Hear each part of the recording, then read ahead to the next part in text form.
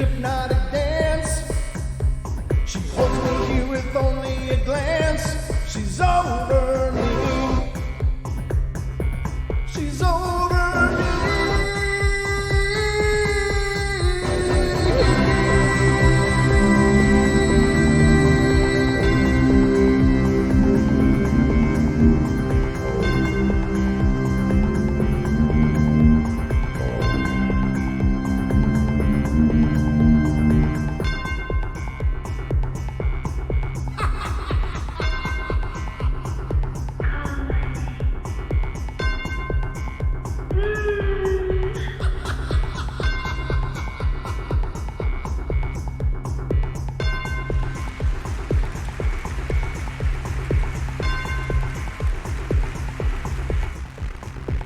Ladies and gentlemen, boys and girls of all ages, welcome to the Paranormal Portal. These are our night terrors. This is a night terror kind of night.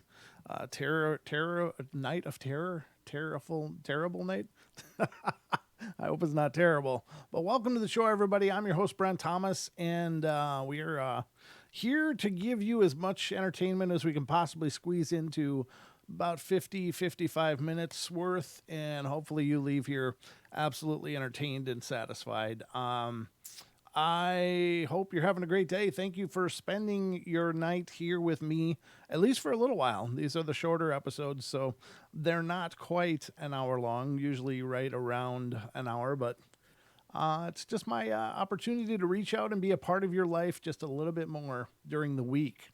So throughout the course of our show tonight, the phones will be open if you want to call in and be a part of it. I'd love to hear from you.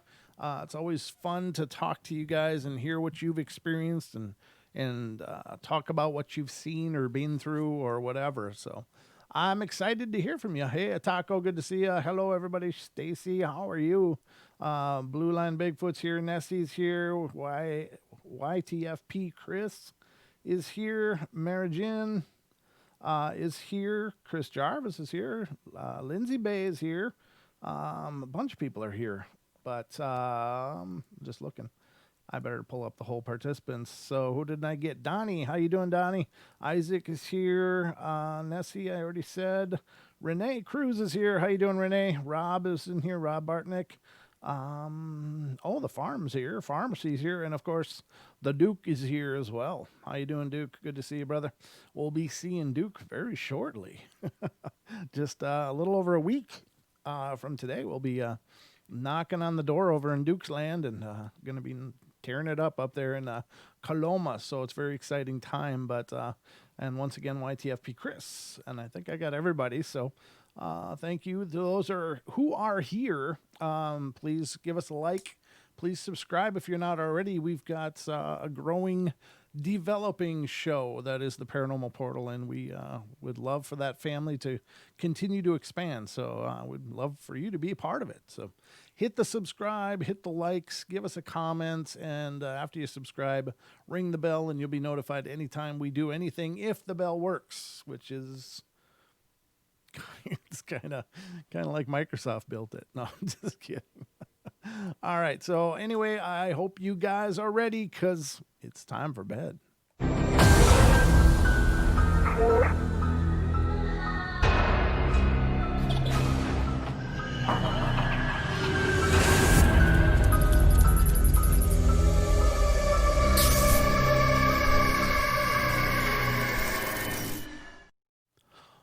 And welcome, ladies and gentlemen, once again. I don't think I ever got around to giving you the phone number, though. If you didn't hear it already, you don't know it already, the call-in number for the show is 720-923-0500. Again, 720-923-0500, or avert your gaze to the top of your screen where you see our phone number right under the words Paranormal Portal.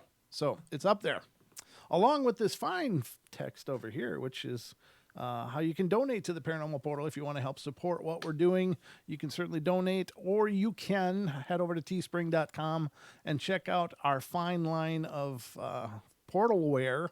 That's got several different selections. Also have phone cases, mugs, stickers, and more stuff all the time. So check out the Teespring site. Look in the show description below, and you'll see the link there. But we also have a coupon code, and it's what the hell is it? I got to go to Facebook because I'm terrible with names and words. I always forget them, and it's not for lack of trying, believe me. It's just my personal dyslexia, but we do have a coupon code. If you use our Teespring site, use this code, and the code is ID, capital I, capital D, number 4, and then Portal. ID for Portal. Independence Day for Portal. It's our 4th of July sale, and it'll save you 15% off of your purchase if you want to catch some Portal gear. That will be ending on July 4th, so just literally 2 days. And at midnight of July 4th, that coupon's going to expire. So if you have a hankering for some Portal gear, it's a good time to do it. Save you a few bucks along the way. So it's a win-win, right? Or something to that nature. But I'm not here to sell you stuff all the time. I'm here also to entertain you. And so I'll start out with a story. No, I'm gonna close this one because I don't want to do that thing where I reread old stories, and I think I might have already read that one. Sometimes I leave tabs open and leave stories open on my computer, and I forget which ones I've read and which ones I haven't. So I'm just wiping the board right now, and we're starting with a whole new batch. So our first story tonight will be coming from the fine land of Texas, which is also where Stacy's from. So it can't be all bad, right? No, I love Texas. Texas sounds like a lot of great people down there, and well, there's great people everywhere. But the thing I like about Texas, and it's several other states along that region, is no snow. I'm so tired of snow. I want to be done with winters now and enjoy shorts and t-shirts and flip-flops for the rest of my days.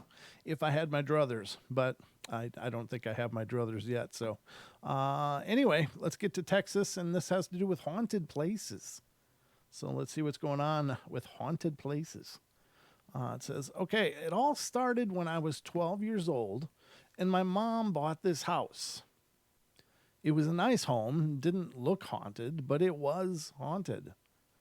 The only people living in the house were myself, my brother, who is 18 years old, and my mom and uncle.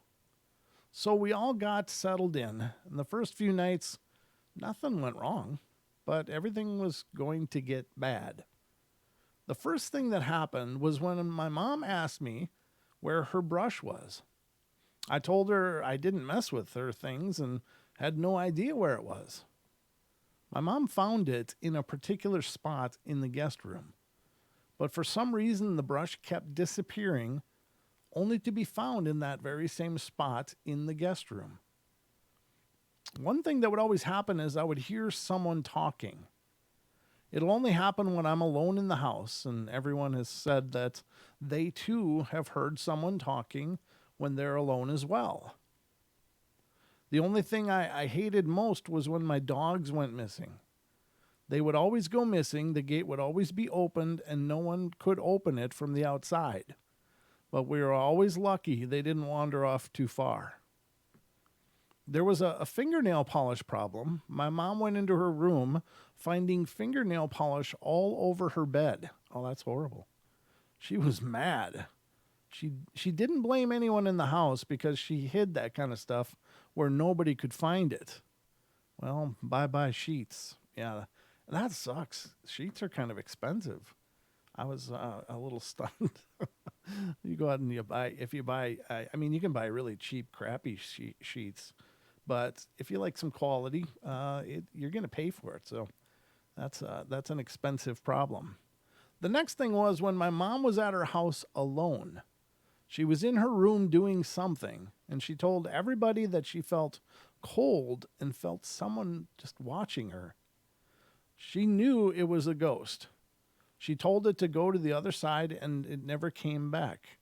And she said that all of her paper flew off her desk and onto the floor. Well, I'll tell you more about this house later. Huh. Well, it's all mischievous stuff that they're talking about in this story. Rick says the problem with no snow areas is a lot of Not smart or wise people live there. I think I'm one of them, brother. Maybe there's, maybe there's virtue about living in the snow, but I'm telling you, after a year, after a lifetime of winters, I'm just fine. Because really, there's idiots everywhere you live. It doesn't, there isn't a there isn't a one market has the idiot thing cornered. There's idiot people everywhere, but I figure I can deal with the ones in the snow, or I can deal with the ones where it's warm, and I'm going to be in a better mood about it. I'm just saying. No, I love all people, you know that, but there's clowns everywhere. There's not much you can do about that. Every job you work at, there's going to be some kind of clown. Everywhere you hang out, there's going to be some kind of clown. It's the law of averages. So can only be so many cool people, and then there's got to be the clowns to fill in the gaps. So, and you learn to deal with that kind of stuff. And maybe I'm the idiot to other people. Who knows? I could very well be. It's hard to say. But everything described in that story was mischievous. It was, and I don't know. The person alluded to the fact that there's a lot more going on there. Maybe there is. Maybe it's a lot darker. But what they're talking about is very mischievous, and I don't know. It doesn't really seem horrible. It's not like evil stuff. It's just mischievous. It's just somebody wants to be acknowledged an awful lot, and so they're making their presence completely unignorable, as it were. So I don't know. It's hard to say what kind of spirit that is. Sometimes some of the worst hauntings start out playful like that, and so it's hard to know where it's going to end up. But I guess you got to deal with all of it. Take it all with caution, because you really don't know what you're dealing with, and it's hard to tell. So let's go to the next one here, and this one's coming from Missouri, and this has to do with a haunted life, so several different things as well. Was this the same? No, this one isn't. It says, now if you've heard my old ghost problem, you'll like this one. All right, well, I'm sure we probably heard the old one. Now, the TV usually turns off and on when I'm alone, and as you would guess, I hate that. Yeah, I can imagine. I've got a new cat now. Her name is Gidget, and she's been crying out loud in the middle of the night for reasons that I just don't know. My old cat died of kidney failure, and I can see her walking through the house. She's protected me from my ghost right now. When I'm awake late, alone, my ghost walks through the house very loudly. It gets me really scared stiff, and then I just can't go to sleep. Just a while ago, I was laying down trying to sleep when I heard all of a sudden an evil voice call my name. From that time on, I've never had. From that time on, I had never left my mind blank before I go to sleep. I've heard that if you have things on your mind, they can't contact you. Oh, maybe. I guess who knows? I've never heard that, I guess. When my friend and I went outside one night, we saw very creepy flashes of light. Blue, ghostly lights. And then it hit me. My ghost was following me everywhere. So now I have a reason to be scared anywhere I'm at almost any time. And when I'm walking at night, I always hear footsteps behind me. I run as fast as I can trying to escape. No good. I could still hear them. I turn around. I turn every which way to see if there's anyone or anything behind me, but nothing. So every time I walk at night, I'm very alert. We can't seem to contact it, but if you have any ideas, please post them in a comment. It sounds like, our minds can play tricks on us, right? So certainly this person feels like they're dealing with something everywhere and anywhere they go. The problem with fear and allowing your fear to run wild like that is you can create some pretty nasty things for yourself. And I'm not talking even really manifestations. I'm just talking about convincing yourself that something's a hell of a lot worse than it is. If you let your mind go crazy, and even for something as simple as footsteps. Now, that is a creepy phenomena because something is making a sound that you can't see and you can't tell where it is except by the sound of it. And of course, the worst ones are when you hear these feet approaching and then they stop somewhere in your direct area. And that's horrible. That is a horrible mind game, but I think it's just so important not to have fear or not to allow fear to be a part of that equation. You can get startled. Everybody gets startled. That's human nature. But to allow fear to run wild makes you not only, it's not only going to make it a whole lot worse, but it's going to make you more vulnerable. If it is indeed something dark and negative, fear is a surrender. It's a submission. It's allowing something control over you. And you have to remind yourself that you're, a divine light in the universe, and that nothing has control over you and nothing can, take your control away, or whatever you want to say. You can say, you're a child of God, you're a Christian, whatever you want to say, as long as you know that you're not subject to being controlled by something. But fear is a surrender, and I think it also weakens our aura because you're allowing yourself to believe that something has that control over you, to make you afraid, to make you feel vulnerable, to make you feel scared, and that is a submission. So, and it's not like you can just flip a switch and be like, oh, I'm not afraid now. It takes time, it takes practice, but you got to really master your fears. Being cautious and being afraid are two very different things. Always be cautious, I think, because we don't know what we're dealing with. But to surrender to fear, it means whatever you're dealing with already has control if it wants it. So just some thoughts on the front end of that. I think that's a very dangerous thing. Let's head to Oregon. Oh, it's sleep paralysis. My old friend, sleep paralysis.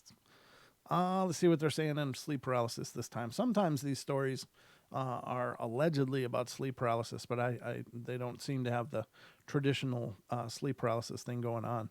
So let's see what this one is. My story starts at my old school. I have a friend whose name will remain a secret for privacy reasons. My friend and her dad, or her friend rather, my friend and her friend told me about a ghost named Damien who haunted the school. Being a huge paranormal fan, I jumped at the chance to find out more. I asked my friend if she would introduce me to Damien. Wow, this is already starting out poorly. She said she would, and explained to me a special way to communicate with him. She said if you place your thumb and forefinger in the shape of an L with both hands and join your thumbs together in shape of a half a square, it becomes a kind of ghost detector.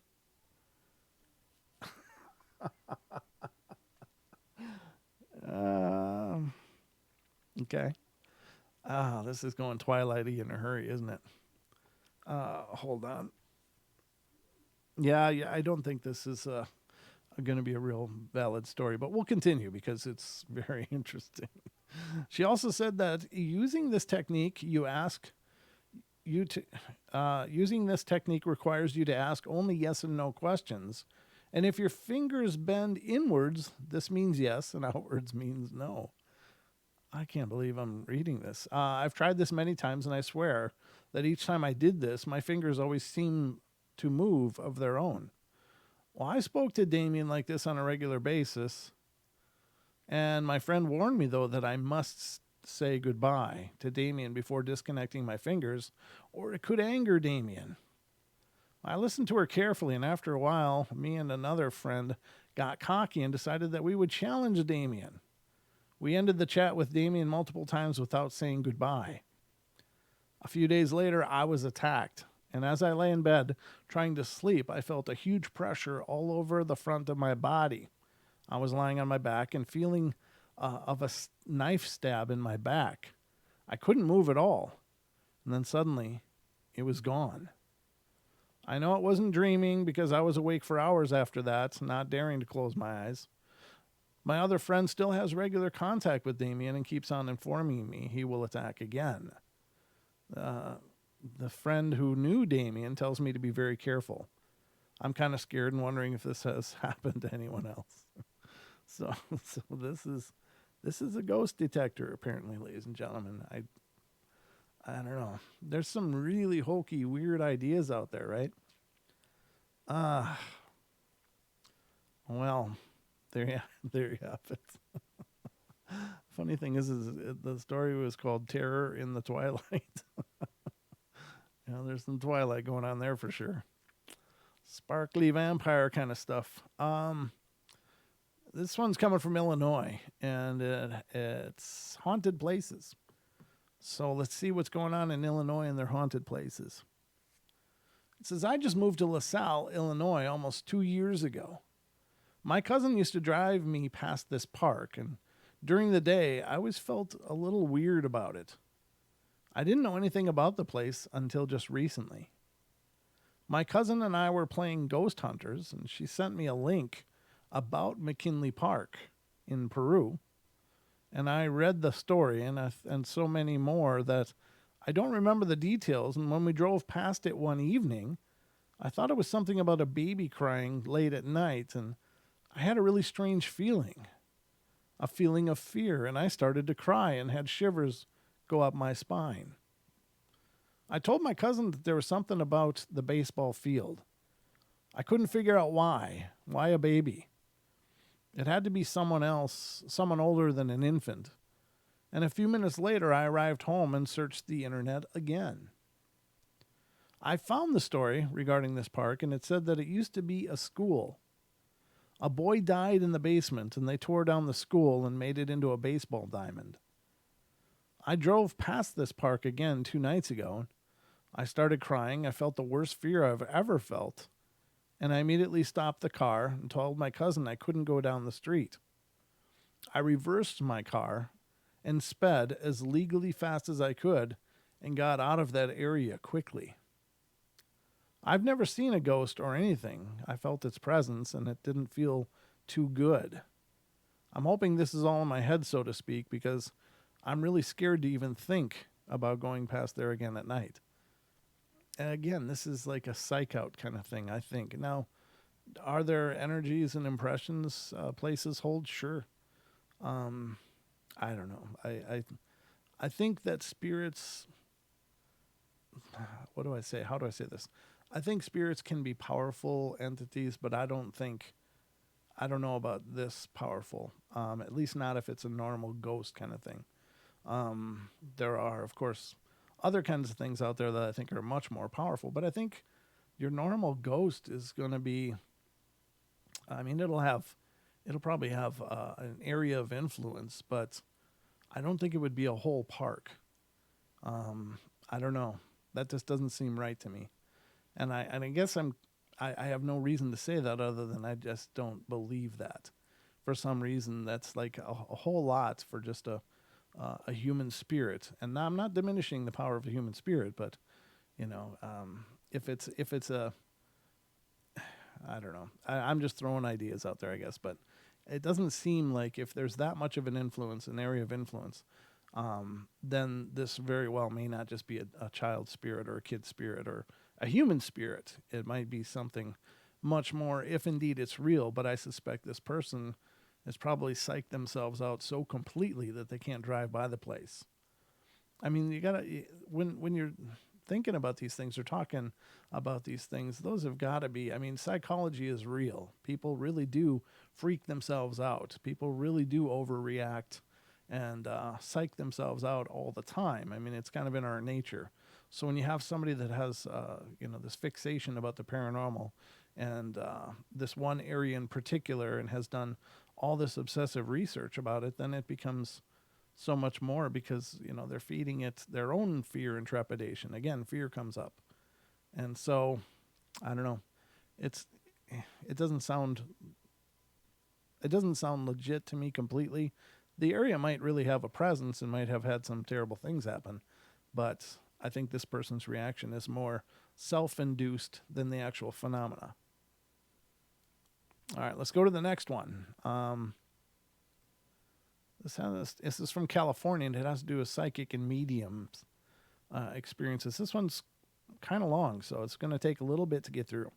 I hope you don't have other plans, because I'm going to read it to you now. Let's see. Brent interviewing George Norrie. What? In Nap? No, Lewis. I like to interview people that have had experiences. Um, no offense. I mean, George Norrie's probably a fine person, as is George Knapp, but I don't know.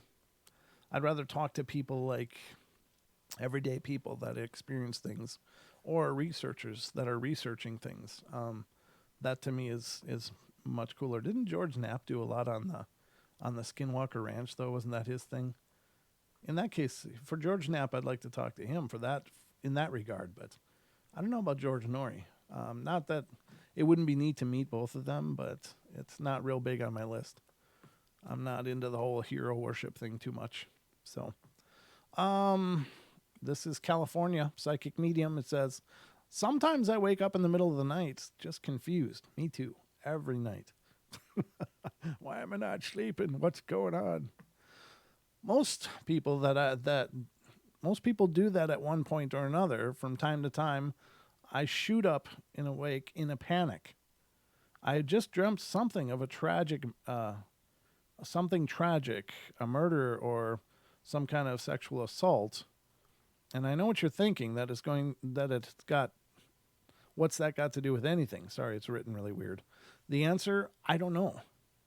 I awake with the feeling that it was a story that was given to me, a true story from beyond. And even though I have no proof, I know that someone is showing me all of this for a reason. What is the reason? I mean, am I supposed to help? So I try, but never succeed.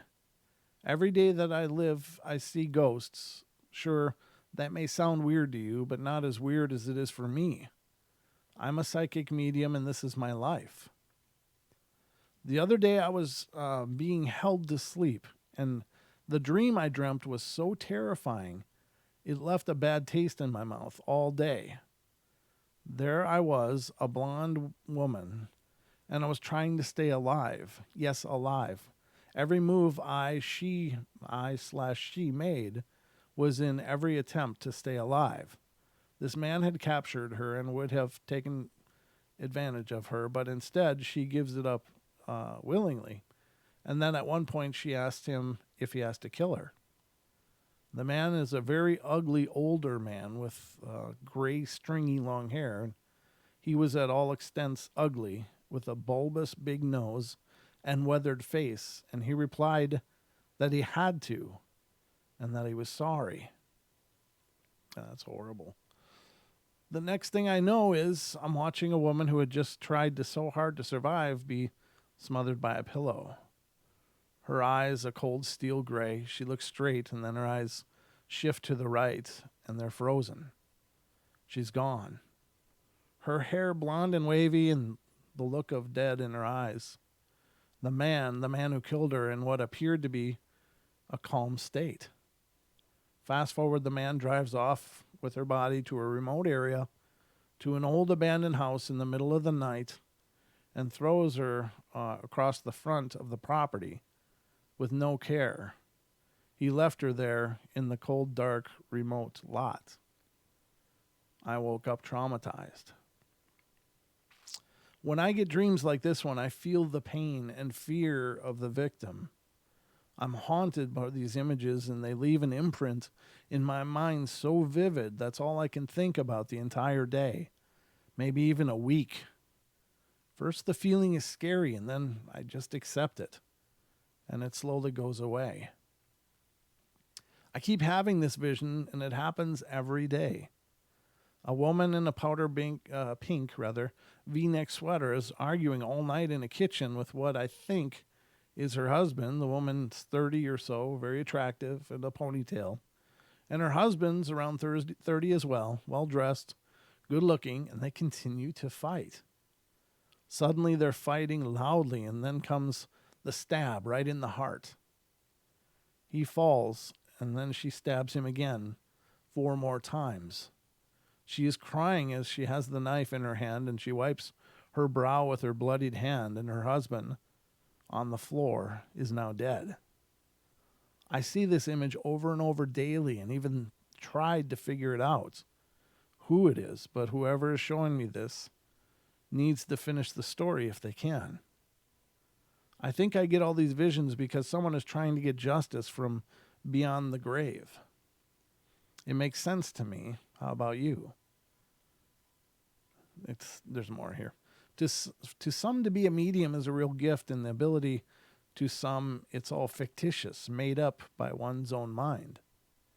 To me, it's a fact. The dreams, the feelings, the ghosts, they are all fact. They are there, and they're there for a reason.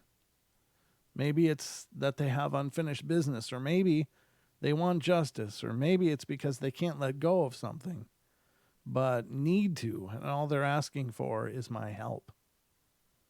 I at times wake up hearing them tell me their name, where they were buried, what happened, and to go and write it down, but I don't.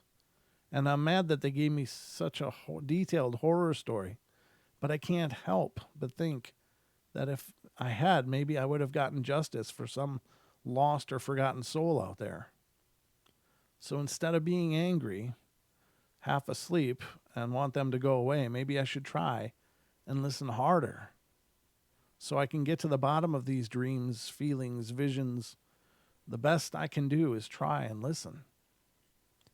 What about these ghosts, you might ask? Well, sometimes when someone dies, they don't go into the light. I know what you're thinking, that it's just a myth and the light does it. And the light, does it really exist? I do believe so. I've been crossing over ghosts for going on 5 years now. They come to me for help, and some can see the light and just choose not to go in, while others, they have unfinished business. And they literally have made themselves earthbound until they figure out what they haven't finished. Many discarnate beings, ghosts, stay earthbound if they are of a less evolved soul, or perhaps they aren't well, perhaps even mentally ill. Maybe they've killed someone or themselves, and they believe that they will be punished on the other side for it. So to stay earthbound is better than to realize that that might not be true. In my experience, ghosts behave the same as when they were alive. Same personality, fears, anxieties, and issues. There is hope for many, and for some, there's not.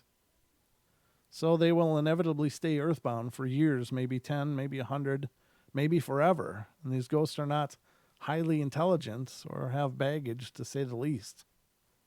Many of their baggage could be a sudden death, their own, of course. Maybe they themselves were murdered. Maybe they got into a car accident and were just suddenly killed. The event is so shocking and traumatizing that they are stuck in a post-traumatic stress disorder kind of way. Others don't even know that they are dead. It takes some convincing them otherwise, but when they do realize and remember what happened, they usually just cross over. Now, for example, I have these two ghosts who are attached themselves to me for unknown reasons, even they aren't sure why. But these two are definitely mentally ill, stalkers to say the least. And yeah, you got it right. They can't see the light. I've helped hundreds cross over, but these two are a challenge to say the least. They live in fear that they will be punished for their sins, and I've assured them that that's not how it works, but whatever they have done, it haunts them worse than they haunt me. The female cries constantly and has terrible anxiety attacks, while the other is a practical joke pervert who lives in fear that he will be thrown in some sort of jail on the other side. Both are pathological liars and both need someone else's help. I've tried for far too long to help them, so I have given up, and it's time for someone else to try. Yeah, I wouldn't want that luggage. Truthfully, I believe no one can help them but themselves and their unfinished business, or fears are their own, and they are the only ones who can save themselves. What do you all think? Whatever you think, know this: we're definitely not alone. That's a really well-written story. Wow. Again, I don't know this person. I don't know if what they've written is true, if it's just a creative writing concept, but it does sound like what a lot of psychics that I talk to have explained to me. Yeah, that would be the heavy part. That'd be the hard part, is the visions, the seeing those horrible tragedies, and for the most part being powerless because they're probably past events. They probably already happened, and there's not much you can do about it. But I don't know why this person wouldn't have written down the name and where they were to try to help find that closure. I do know though that sometimes mediums or spiritualists themselves have become suspects just because they've gone forward with information like that they've received from spirits, and they just know too much, and so all of a sudden they're getting interrogated and they're getting cross-examined and they're having to prove where they were on whatever night at whatever time or wherever.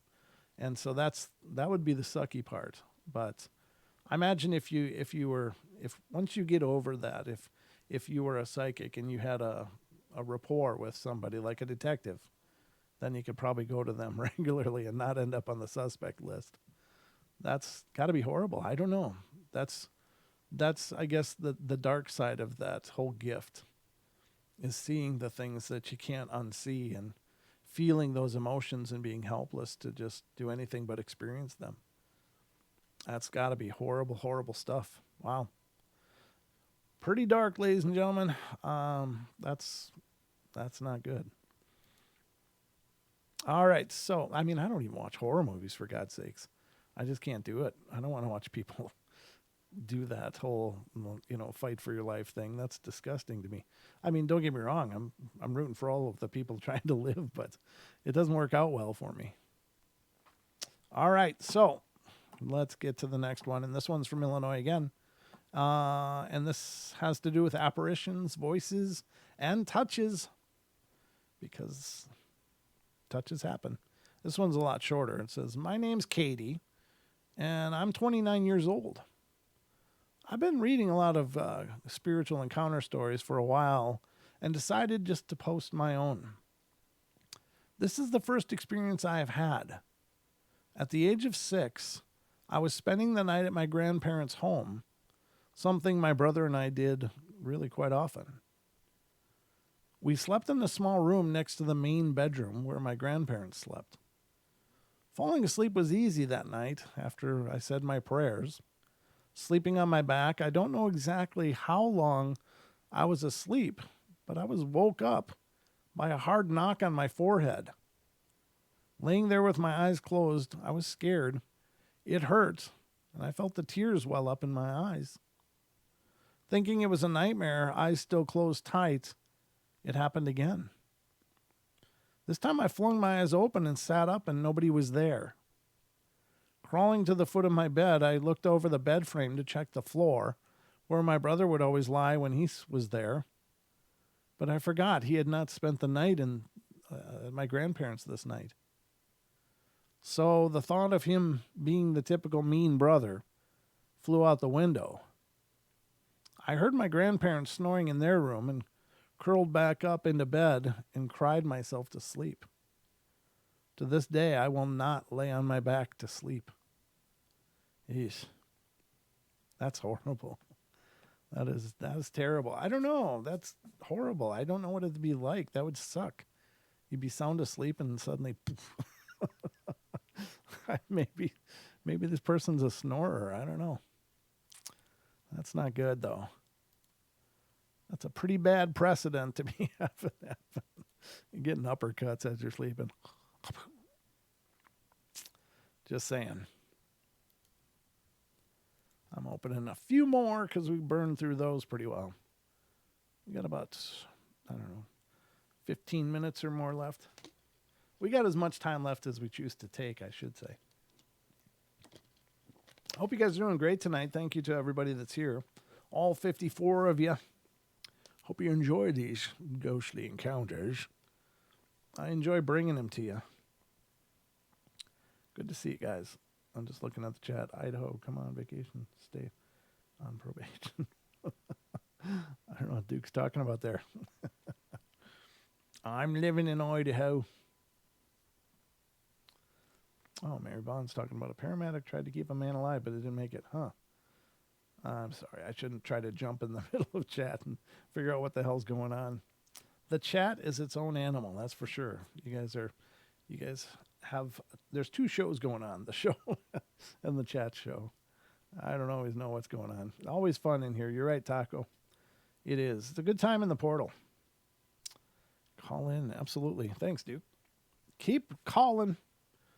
Anybody wants to call in, I'm here to talk to you. Thanks for that, Farm. I appreciate that. Again, remember that coupon code for the Teespring site. ID for Portal, all capital letters. Independence Day for the portal. And that'll save you 15%. Just saying. It's a heck of a deal. All right, this one's Georgia. Has to do with miscellaneous things. Let's see. It says, this happened to me this morning. It was this, of course, this morning was March 16th of 2009. So quite a while ago. I usually set my alarm for 5:15 a.m. and I hit the snooze button a couple of times before I get up and get ready for work. This morning, I really had something strange happen. The alarm went off at its usual time. I went through my normal routine and hit the snooze button. It went off again. I hit the snooze button a second time. And then I was pushed out of bed. I mean, I was pushed all the way to the floor. No one was sleeping with me. Well, maybe there was. Ha ha. Yeah, you never know. I wasn't scared or anything as I got myself together and climbed back onto the bed for another 15 minutes or so. I noticed that the alarm clock was not working, like the electricity went out. I grabbed my watch, which I kept by the alarm clock for emergencies, just like this one, so I wouldn't oversleep. I was thinking, where did I put the candles so I could shower and shave? Well, I got up at about 6:15 and noticed a faint light coming from the kitchen, so I decided to investigate. When I got to the kitchen, I noticed the light was coming from the coffee pot, which was set on a timer. And if the timer was still on, then only the electricity in my room was off. Well, that's odd, I thought.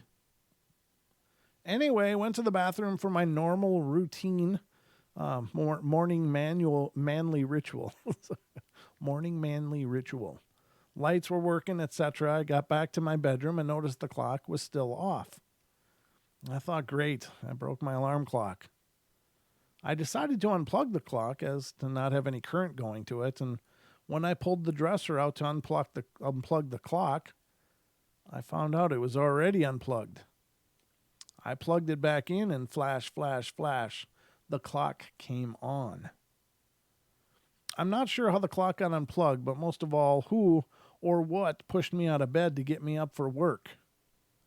I guess I am supporting someone or something else. Hope I can claim them as a tax deduction. Can't wait to see what happens next. Yeah, that's all kinds of weird. I don't know if you got pushed out of your bed. Oh, that's horrible, especially in the morning time. Like, I'm not a morning person. Not that I'm crabby. I'm just really lethargic for a long time after I wake up. So I don't know. I just mope around with coffee for quite a while before I actually, get my blood circulating. But I don't know if I got pushed out of bed and hit the floor in the morning. I'd be a crabby son of a gun. Wow. That's actually kind of aggressive. Well, not kind of. That's all kinds of aggressive. And just think of the energy that would be needed to do that. This is not like a physical thing. It's not like there's muscles and bones and leverage and all that stuff. This is a whole different kind of deal. How much energy does that take? And how does that happen? See, I think the idea of things moving in non-physical manners, I think that's exciting as hell. I don't know. I just wonder. My mind is just reeling with the possibilities, because here's the thing. If this is a ghost of a person that was formerly alive, then ghosts can do this stuff. They can move things. They can move objects.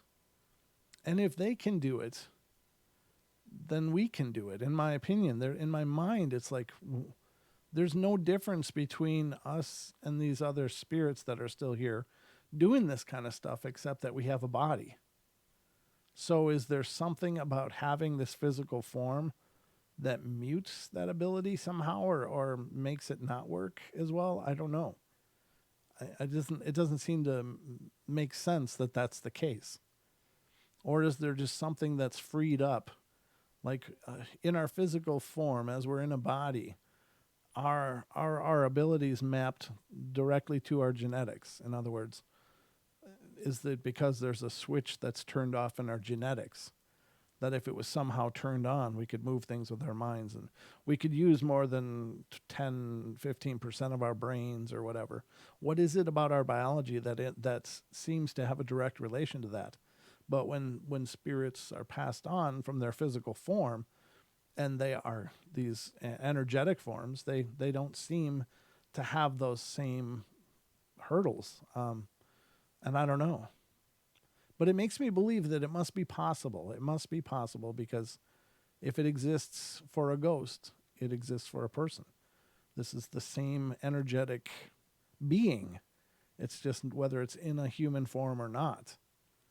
So I always get excited when I hear people talk about telekinesis and psychokinesis, telekinesis. To me, that's really exciting, and I think that it's possible. I think that kind of stuff could be achieved. I have no idea how, and I don't pretend to know for sure. But if it exists, if it happens, if these stories are real, then it's a real possibility.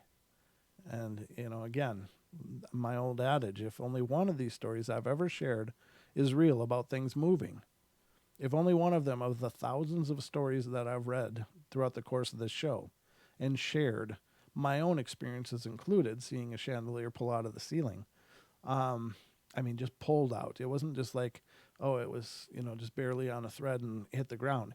It was like it hit the ground along with some of the plaster that was built up around it. So it was yanked out of my ceiling.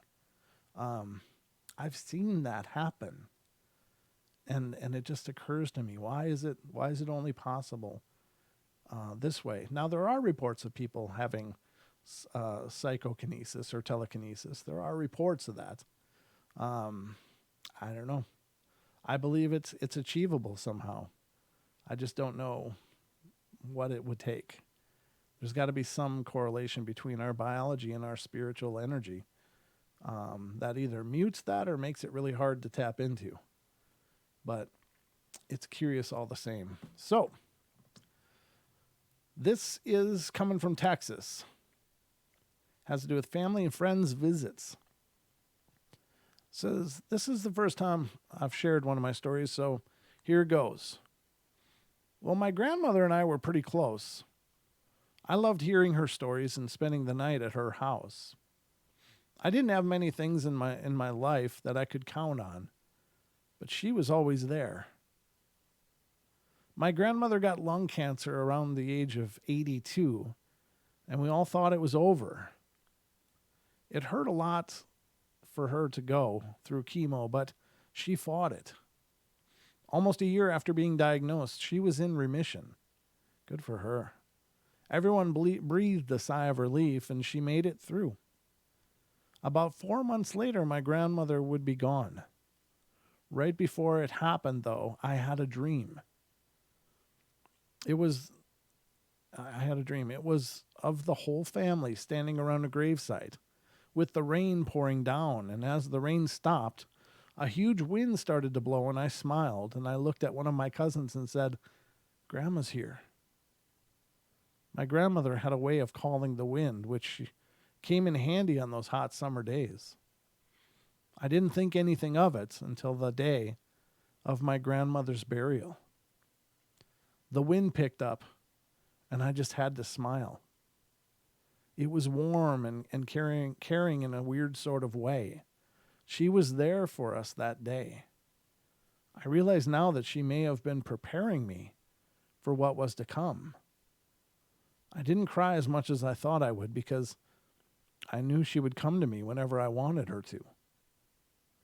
I know it isn't much of a ghost story per se, but I thought you would all enjoy it. I do. I really enjoyed that. I've had that experience of what I can only describe as a supernatural warm breeze. And the story was a friend of our family. He and I were pretty close. We didn't like have years and years together, but we clicked. His name was Bud, and Bud was just such a fatherly type of man and such a loving and caring man. And unfortunately, he suffered from Parkinson's, and he was a cancer survivor as well. But he suffered from Parkinson's in the end. And he and I had talks about it, like, what does that mean, or how you feel? Are you, ready for that, and et cetera, et cetera. And then he passed, and it was really hard for me because he was one of those people that even though I didn't have a lifetime of knowing him, I knew him throughout a very large portion of my life. But I didn't see him daily or weekly, even just kind of seasonally. But every time I saw him, it was like you just picked up where you left off. And he was just such a nice, wonderful guy. And he's actually the reason that I end every show with be good, be kind, be nice. Because he always had the saying, and I don't think he made it up, but I think it didn't matter. He used it, and he said, if you ever have to choose between being kind or being right, choose kind. And I always left an impression on me. It's like, yeah, it's more important to be gentle about that, than it is to be right and stomp all over people. He was just that kind of a person. But when I got the word that he finally passed, it was when I lived back in Minnesota, and it was, God, I think it was February. It was such, in Minnesota it's cold in the winter, very cold. And I was in my jeans, my socks, and a t-shirt. And I got the news, and of course, all of a sudden the tears start welling up, and I'm dealing with the emotion. It's like, oh. And I put on my slippers and just went outside. I lived in this lakefront, and I went and stood on the top of the retaining wall, just overlooking the beach, and the tears just came. And I was standing out there in February in the night, in the darkness, and it was cold. It was very cold. And I was like, no, I'm just going to be out here and deal with this. And so I stayed out there, and as I stood there, this warm breeze picked up. And when I'm saying warm, I'm talking like it felt like 70 degrees. And it circled me, and it covered me. It was like this whirling warm breeze. And I stood out there for 25 or 30 minutes and let the tears just kind of flow. And it was funny because along with that, I knew he was there. He was there in that moment with me. And so I started saying things, like how much I was going to miss him.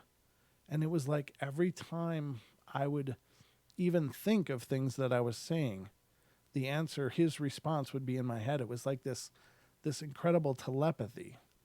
It was an amazing experience. And I stood out there. And then finally, I just didn't feel sad anymore because I knew he was there. He was in that moment with me, and he kept me warm. I don't know. There's no other way to explain it, ladies and gentlemen. It was February in Minnesota. It was freezing. It's like around zero with a wind outside, but the wind I had was warm and comfortable. And it was like we were just connected in that moment, and everything I could think was just answered. It's like, I miss you, and it's like, I know you're going to be okay, though. It's this, I'm better, I'm good. All these things just kept flooding my head at the same time I would think them. And it was like having a 3-hour conversation in just a matter of minutes. And then I felt good. And so I just turned and walked back in the house. And as soon as I turned to walk back to the house, the warmth faded, and suddenly the cold came back. It was like, ooh. And then I just quickly went back in the house. True story. It's one of those things that, I don't know, it's just on a pile of experiences throughout my life. I know I've talked about that one on the show before, but it's been quite a long time, but a very real thing. And I think they are there. And I don't know. It was just such a real, incredible experience. And I was able to process that emotion and that sadness very quickly because I knew he was right there with me and he was keeping me warm. So when this story was talking about that, it's like, wow, I've felt that. I know what that feels like. And, I think that they're around us. They are around us. Sometimes they're more subtle about it, but he was an exceptional man. So it doesn't surprise me that he had an exceptional presence in his afterlife. So, a little, personal anecdote about a very cool experience. All right, how long is this one? Yeah, I'll read this one. This will be the last one tonight. This is coming from Texas, and it has to do with haunted places. It says, my story begins when I was about 9 years old. We'd been living in our home since I was 4. Turning 9 was a tumultuous time in my life. I had grown into a young woman. My father had left. My mom had to work, so a lot of chores fell on my back. I had 4 brothers, 2 of whom were younger than me, so I did the best I could do. During this time, I noticed things started to happen. I'm not sure if the house had always been haunted, but during this time, it was very clear that we weren't alone. Oh, I'll read that in a second, Bomber. Thank you. I'll check that out. Let me finish this because it's pretty short. The first time I'd really known that there was something different was one afternoon when I was alone. My younger brothers had gone outside to play, and I stayed inside watching television. The house was quiet. I heard some noise in the kitchen, and I chalked it up to my brothers, and I just ignored it. I got thirsty, so I went to get some water, and now I am short, so it was a pet peeve of mine when the cupboards were left open. There were many times that I hit my head on them because I wasn't paying attention, so when I got into the kitchen, the cupboard was open. I opened the back door and yelled at my brothers and then went back to my mom's room. And once again, I heard some noises in the kitchen. And so I got up and ran thinking I'd catch them in the act. All the cupboards were open as well as the drawers. I just stood there with my mouth agape, trying to make sense of it. I called my brothers and asked them what their problem was, and then they said that they were never inside and went to go play.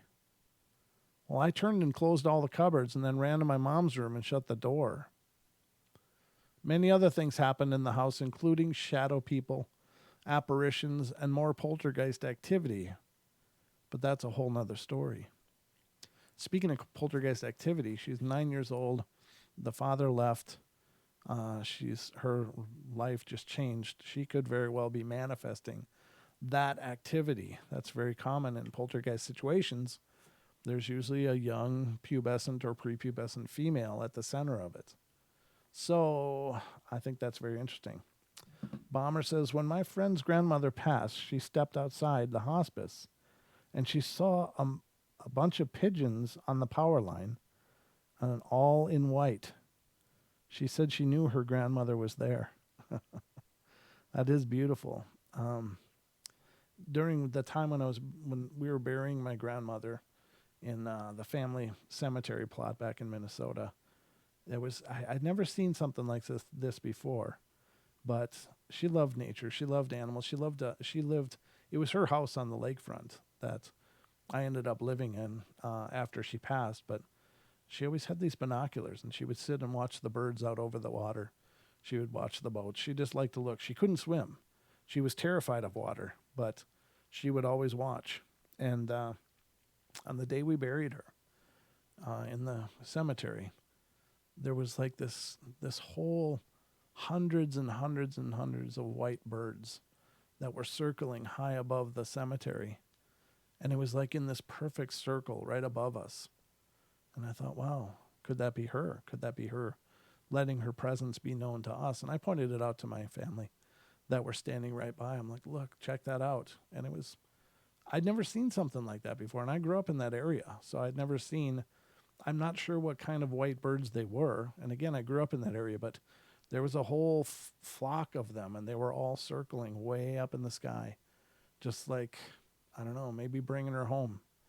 I hope, It was just a beautiful thing. But yeah, I really appreciate that. Thank you for sharing that.